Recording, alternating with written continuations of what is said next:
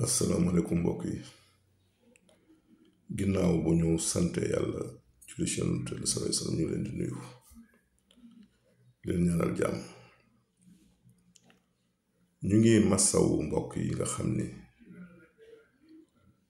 seeni doom wala seeni jarbaat wala seeni mag wala seeni rakk loru nañ ci manifestation yi di jaale ñi nga xam ni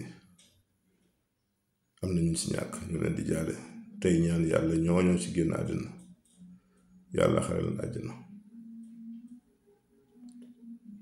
ñu ngi mettitlu nag di naxarlu di massaw li nga xam ne jaar na fi mais li ko sabab rek mooy forcing sa nguur jeex nanguwuloo ko bëgg si boole ni damay wutal Sénégalais yi ku leen jiite. Sénégalais yi nag peuple bu mûr la, xam nañ li ñu bëgg, xam nañ fa ñu jëm, xam nañ ki gën si ñoom, kon duñu ko ñuy tànnal. lii lépp nag li ko sabab mooy xeex jenn jëm muy Ousmane Sonko.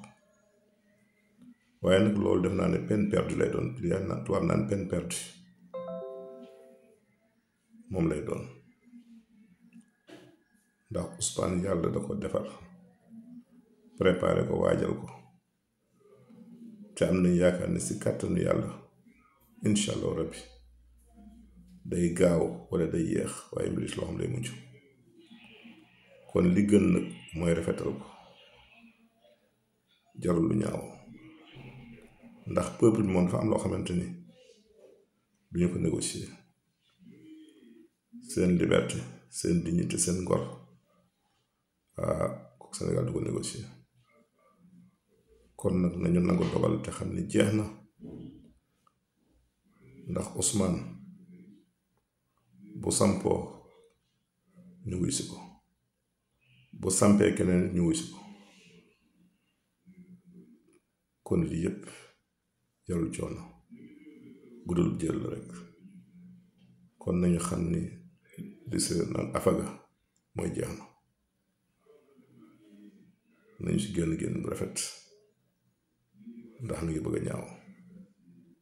jërëjëf.